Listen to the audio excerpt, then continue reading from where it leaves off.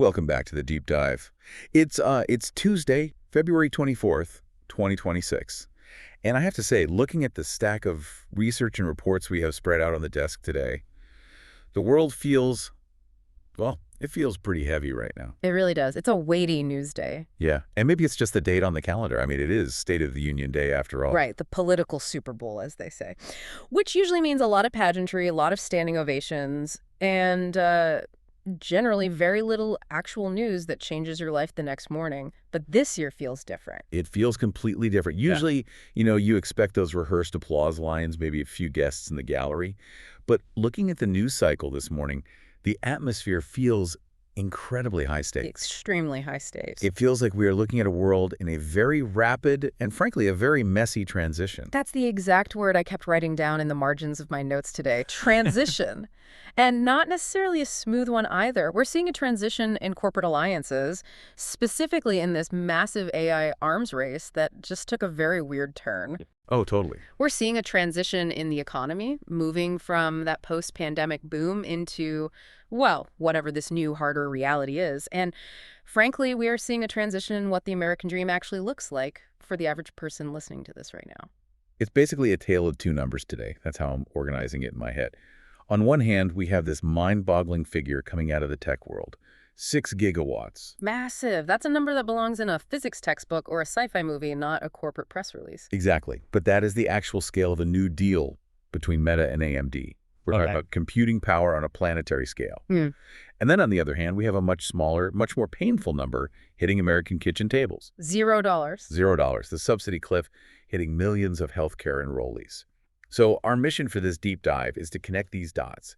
How do we go from 6 gigawatts of AI power to the granular economic reality of housing, healthcare, and tariffs? And the scary part is they aren't distinct buckets of news anymore. That's what is fascinating about this specific moment in 2026.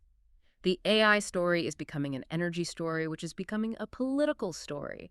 The housing story is colliding with the labor market story. It's all tangled up. Everything is tangled up. So let's just jump right into the deep end with the AI infrastructure wars. Yeah. Because if you thought the chip wars were over, or that NVIDIA had just won the game and walked home with the trophy, think again. Mark Zuckerberg apparently has other plans. He certainly does. This news dropped like a bomb this morning. Meta has struck a multi-year deal with AMD, and the headline number, as you mentioned, is the deployment of up to 6 gigawatts of AMD's GPUs for their AI data centers. Okay, I want to pause and just unpack 6 gigawatts for a second. Because in the tech world, we usually talk about units, right? We say they ordered 100,000 H100s or 1 million chips. Why are they measuring this deal in gigawatts? Because that is the absolute constraint now. We have reached a point in the AI build-out where the limiting factor isn't just silicon anymore, it's electricity. It's the grid. Right, it's the physical capacity to power the math. To put 6 gigawatts in perspective for you, a single gigawatt can power roughly 750,000 homes. Wow. So we're talking about enough energy to power a significant chunk of a major country or a couple of massive American cities just for Meta's compute capacity with AMD alone. That is absolutely wild. So when they sign a deal like this, they aren't just buying a box of chips, they are buying the infrastructure to burn that much power. Exactly. And it signals a shift in how these hyperscalers companies like Meta, Google, Microsoft are thinking. They are thinking in terms of power envelopes first and chips second. But the chips do matter here because this is AMD. Right, this isn't NVIDIA. And that's a shocker. For the last few years, NVIDIA has been the only game in town. It has been a monopoly, effectively. NVIDIA's margins have been astronomical because if you wanted to train a frontier model, you had to pay the Jensen tax to NVIDIA. This deal changes the calculus. It's a deep integration. The deal includes a performance-based warrant for Meta to acquire 160 million AMD shares. Which is huge. It's about 10% of the company. Wait, let's break that down for everyone. A performance-based warrant. That sounds like high-level finance jargon. Does Meta own the stock right now? Not yet. A warrant basically gives you the right to buy the stock at a set price in the future, usually if certain conditions are met.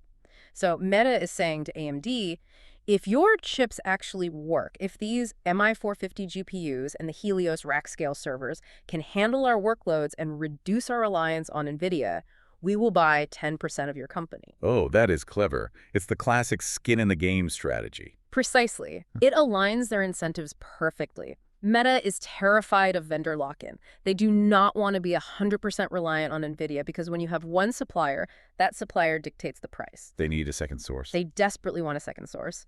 By holding this warrant, Meta is highly incentivized to send their very best engineers to AMD to help them optimize the software, to make sure the chips actually work. Because if AMD succeeds, Meta's investment skyrockets in value. Part. Ruthless, but smart. It's effectively funding your own supplier to break a monopoly. And look at the market reaction today. AMD stock jumped 8% on this news. NVIDIA was basically flat. The market is realizing that AMD is now officially a viable second option for the hyperscalers. It's not just a monopoly anymore. We are moving toward a duopoly. Which usually means better prices for the buyers and faster innovation. Yeah. But speaking of ruthlessness in the AI space, let's pivot over to Anthropic. They have had a roller coaster of a week. It feels like they are playing two different characters in a movie right now. The good cop, bad cop routine, absolutely. Yeah, so let's start with the good cop side. They are really wooing the enterprise world. They held this big event launching Claude Co-work. What exactly is the pitch there? This is the AI as a helper narrative. Anthropic launched connectors for Salesforce, Slack, Intuit, DocuSign, and Google Drive. Basically, they are positioning Claude not as a replacement for your software, but as an orchestration layer. An orchestration layer. That sounds a bit abstract. What does that look like on a typical Tuesday morning at the office? Imagine a general contractor on a construction site. You have a plumber, an electrician, a carpenter. Those are your specialized apps like Salesforce or DocuSign. Right now, you are the general contractor. You have to run between them, taking data from one and putting it into the other. Copying and pasting all day. Exactly. Anthropic is saying, let Claude be the contractor. You ask Claude a question, and it goes and pulls the data from Salesforce, checks the contract in DocuSign, and then drafts a message in Slack to your team. And the market loved this, right? They breathed a massive sigh of relief. Software stocks like Salesforce and DocuSign actually rallied on the news. There has been this existential fear out there that AI models would just eat software, that you wouldn't need Salesforce anymore because the AI would just build its own CRM on the fly. But Anthropic is saying, no, we aren't eating you. We are the glue that holds you together. So that's the good cop, helping us work better, playing nice with the existing ecosystem.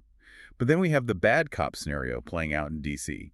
And this involves a pretty tense standoff with Defense Secretary Pete Hegseth. This is the ideological clash we've been waiting for since the very beginning of the AI boom. Secretary Hegseth gave Anthropic a hard deadline, Friday. That's incredibly soon. It is a flat-out ultimatum. The demand is they agree to broad military access to their models or face serious consequences.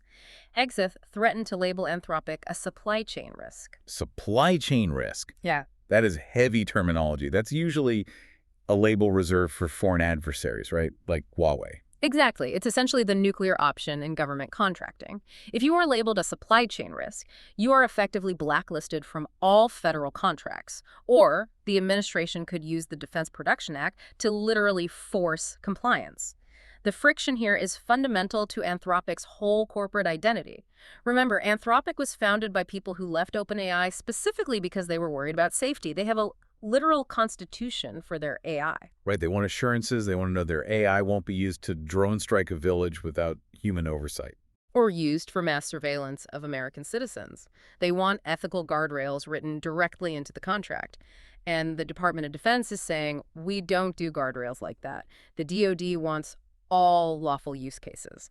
They argue they can't be hamstrung by a tech company's ethics board when they are trying to compete with China or Russia on autonomous warfare. It's a fascinating power struggle. Who actually rules? The government with the guns or the tech companies with the code? And speaking of code, we really have to talk about Cursor, because while Anthropic is fighting over military ethics in Washington, Cursor just quietly changed the game for software developers everywhere. I saw this. They announced updates to their AI coding agents. Now, I know we throw the word agent around a lot in tech lately. It's become a bit of a buzzword. What is actually different about this specific update? The shift here is from AI as a helper, like a super-powered autocomplete, to AI as a full developer. Previously, tools like GitHub Copilot would just suggest the next line of code as you typed. Cursor announced that these new agents can now run on virtual machines. Explain running on a virtual machine for the non-coders listening. Why does that matter? Think of a virtual machine as a sandbox. It's a safe, isolated computer environment Before, the AI was just typing text. It did not actually know if the code worked.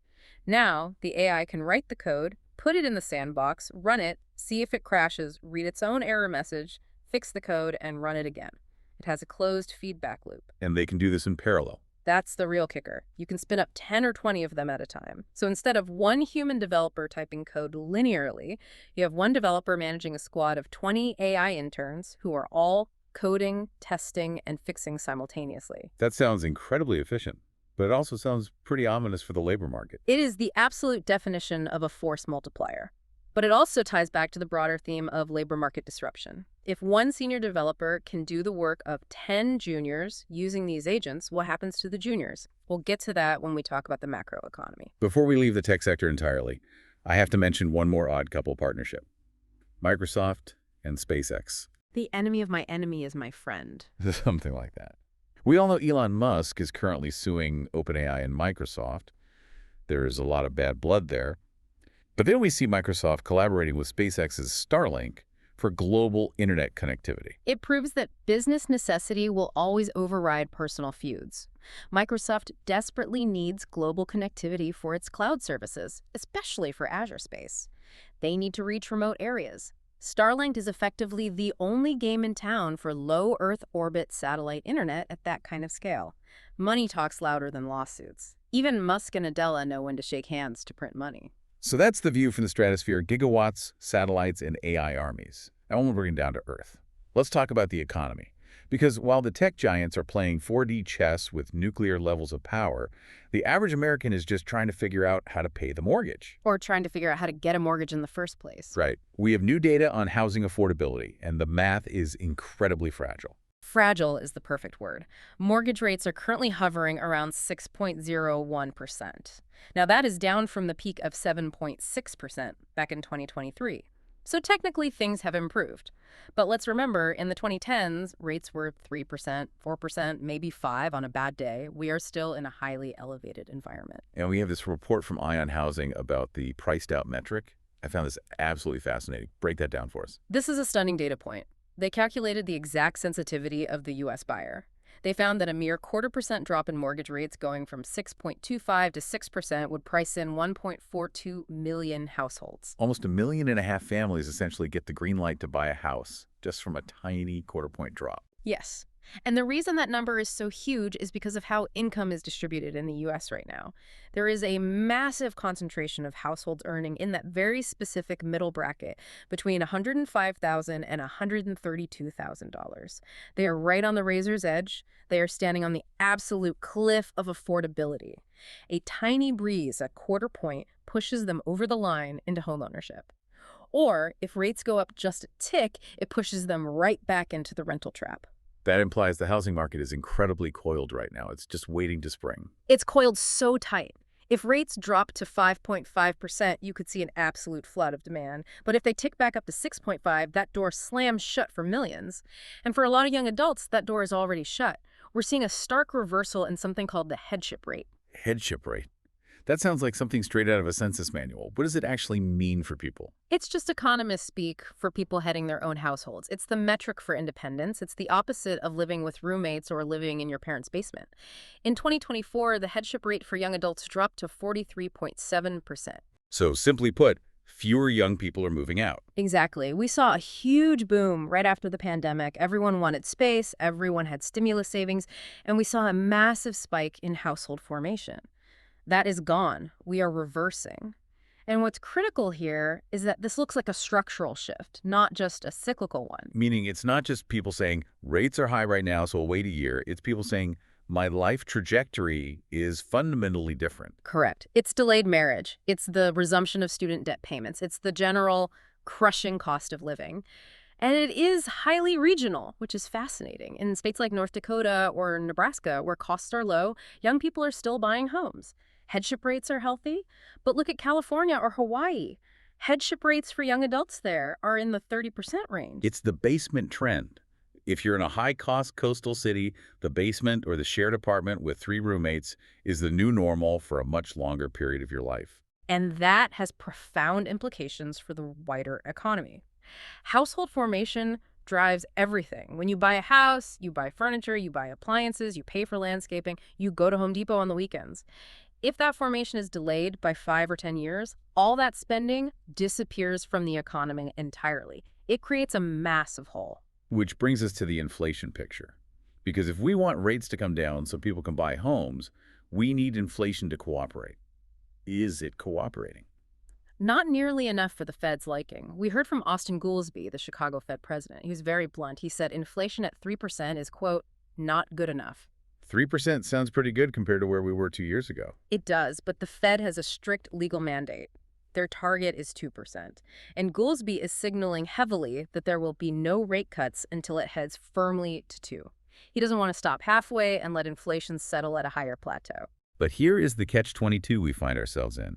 We have the Fed worried about inflation, which usually means the economy is running too hot, but we also have this looming shadow over the labor market, AI. We talked about Cursor and the coding agents earlier. Fed Governor Lisa Cook actually issued a direct warning about this. She did, and it is extremely rare for a Fed governor to be this specific about a single technology. Usually they talk about productivity in the abstract. She explicitly warned that AI could increase unemployment in a way that monetary policy, meaning interest rates, cannot fix. Unpack that. Right. Why can't interest rates fix AI-driven unemployment? Think about how the Fed usually fixes a recession. If unemployment goes up, the Fed cuts rates, money gets cheap, businesses borrow money to expand, and to expand they hire people. But that logic completely relies on the idea that businesses actually need humans to expand. I see where you're going. If businesses are replacing people with AI because it's cheaper and faster, like those 20 parallel coding agents we just talked about, cutting interest rates doesn't make them hire humans back. The AI is still cheaper than the human, even with low interest rates. It's a structural displacement, not a cyclical one. The Fed's toolkit might be completely broken for this specific problem. And Jamie Dimon at JPMorgan is basically confirming this is happening right now inside his bank. Yes. He admitted JPMorgan has, quote, huge redeployment plans. Their overall headcount is flat, but the mix inside the company is drastically changing. Fewer operations roles, more tech efficiency. He's basically saying, we're automating jobs, and we are trying to find new things for those people to do. But not every company has the massive resources of JPMorgan to redeploy thousands of people. Most companies will just cut the headcount and take the profit. That is a very sobering thought. We'll come back to that idea of the vanishing starter job in a bit. But first, we have to talk about the political landscape today, because today is the day the tariffs hit. It is. The tariff situation is confusing, to say the least. Donald Trump wanted 15%, he got 10%. What exactly happened there? The Supreme Court happened. They struck down his use of emergency powers, specifically IEETA, the International Emergency Economic Powers Act, to enact these tariffs. They argued he overstepped his executive authority. So he was blocked by the court. Temporarily blocked. He pivoted immediately. He switched his legal justification to Section 122 of the Trade Act of 1974. Which is a different legal lever. How is it different in practice? Section 122 allows for tariffs to fix a balance of payments deficit, but it has very strict guardrails built in. It caps the tariff at 15%, and crucially, it only lasts 150 days. So the 10% global tariff that took effect today is technically temporary, but it creates a massive headache for business planning. How do you plan a global supply chain for a tariff that might literally disappear in 5 months? And we're already seeing the corporate reaction to this chaos. Apple is moving Mac Mini production to Houston. That's the big headline today. Tim Cook is out there touting a $600 billion U.S. investment commitment. Is that a direct result of the tariffs taking effect, or is it just good PR? It's likely a mix, but heavily weighted toward PR and immediate tariff avoidance. Apple is the absolute master of supply chain optics. Moving Mac Mini production to the U.S. allows them to bypass the import tariff on that specific product. It gives the administration a massive win to point to, saying, look, jobs are coming back to Texas. But notice, it's the Mac Mini. That is a relatively low-volume product compared to the iPhone. They aren't moving iPhone production to Texas overnight. That massive ecosystem is still firmly rooted in Asia. Right. It's a token move. effectively. Meanwhile, Republicans in Congress are looking at the calendar and getting nervous. Very nervous. Okay. Because Section 122 expires in 150 days. Do the math on the calendar from today. That puts the expiration deadline right before the midterms. Yeah. If Congress has to vote to extend tariffs, which everyone knows raises prices for consumers, right before an election, that is a political landmine. No sitting congressman wants to vote for higher consumer prices in October. And tonight, Trump has to sell all of this at the State of the Union address. He does. And the vibes going into tonight are tough. Polling shows 57% of voters disapprove of his handling of the economy right now. So what can we expect him to say at 9 p.m. Eastern? He's going to talk a lot about turning the country around. He's going to focus heavily on energy prices. And this ties directly back to our intro about the gigawatts. He's expected to announce a pledge from big tech to pay higher electricity prices for data centers. So the everyday consumers don't get hit with the bill for the AI boom.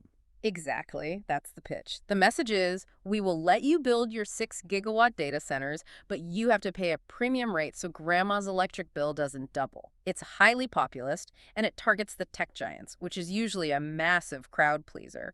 It's a smart political play to try and separate AI energy from consumer energy. Speaking of bills doubling, we need to talk about healthcare.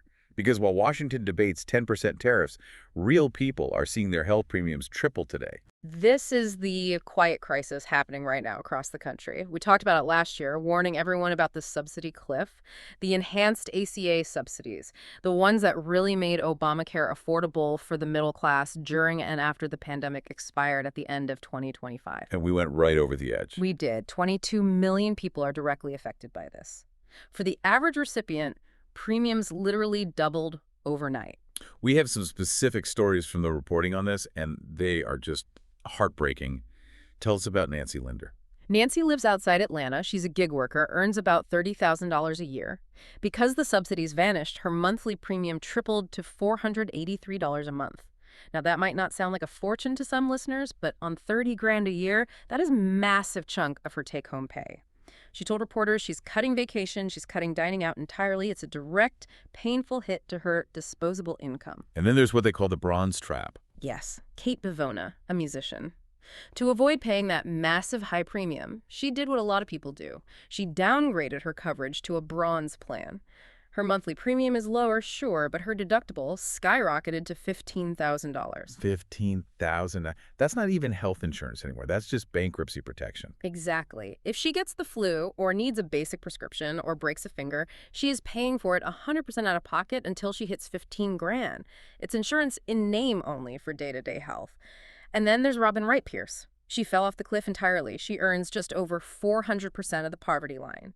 Because the subsidies expired, she makes quote-unquote too much to get any government help, but not nearly enough to afford the market rate premiums. So she dropped coverage entirely. She is completely uninsured today. What's truly ironic here is the geographic distribution of this pain.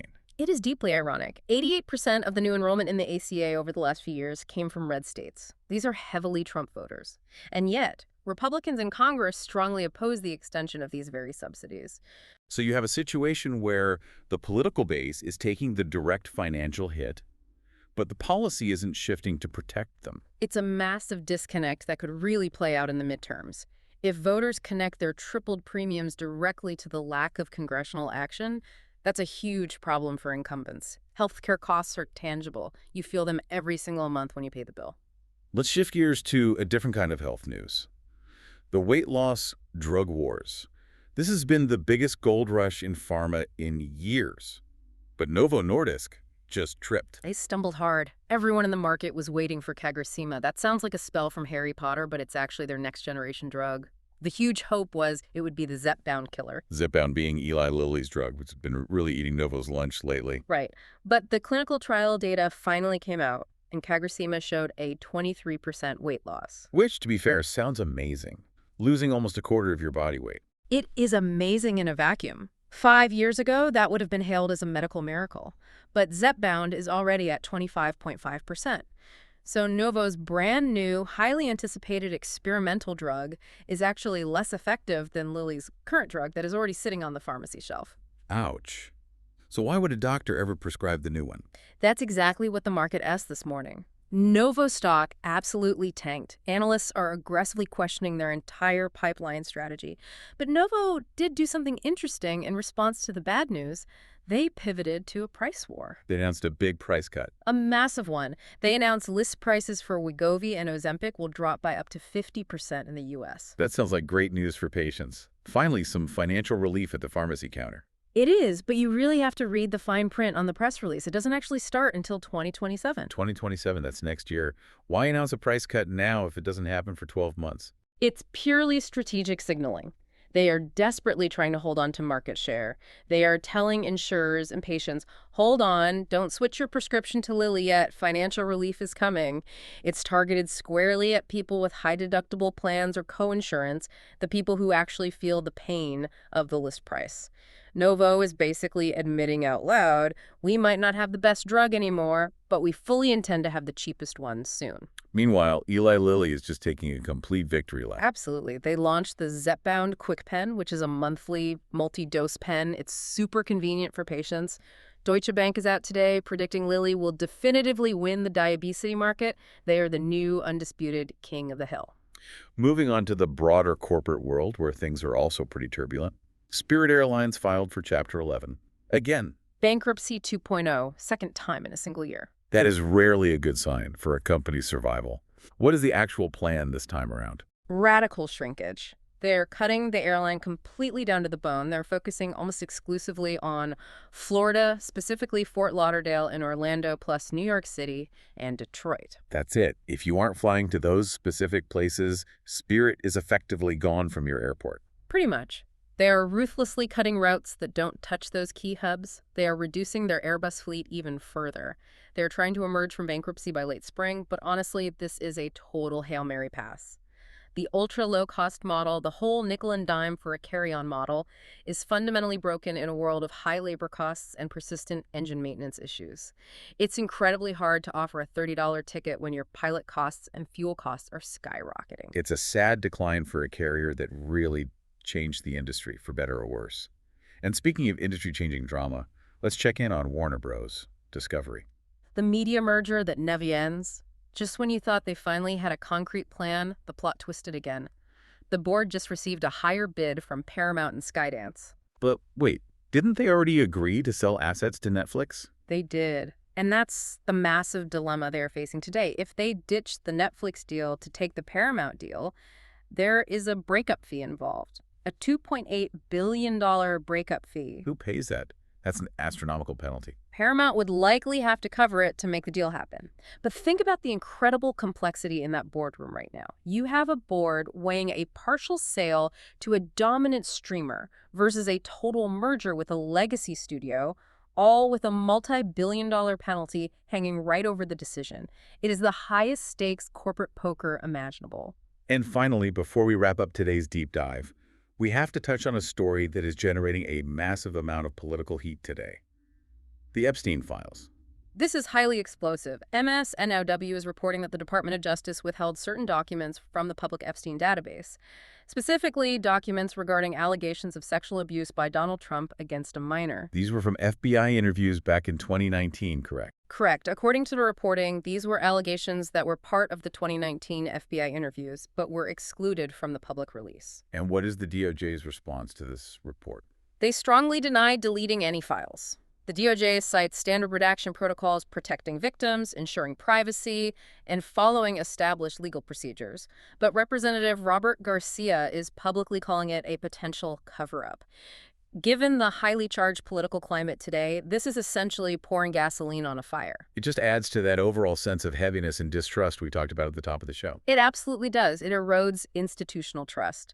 Whether it's standard by-the-book redaction protocol or a cover-up, the public perception is what's truly damaging here. So we've covered 6 gigawatts of AI power, the housing affordability trap, tariff confusion in Washington, healthcare subsidy cliffs, pharma price wars, and major corporate bankruptcies. When you step back and look at this entire mosaic of news today, what is the big picture? The overarching picture is efficiency versus the individual. Look at the distinct pattern across all these stories. AI coding agents are incredibly efficient for tech companies, but they displace junior developers. Spirit Airlines shrinking to 3 hubs is highly efficient for their balance sheet, but it cuts off travelers in regional cities. Apple moving Mac Mini factories to Houston is efficient for tax and tariff reasons, but it's a pure reaction to government friction. And the true cost of all this corporate and government efficiency Is almost always borne by the individual.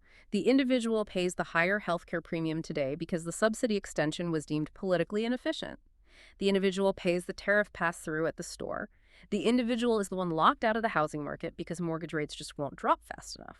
Which brings me to a provocative thought I've been mulling over while looking at all these reports. We talked heavily about the headship rate, young people not moving out of the basement, and we talked about Fed Governor Cook warning that AI is taking structural jobs. The convergence of those two trends. Exactly.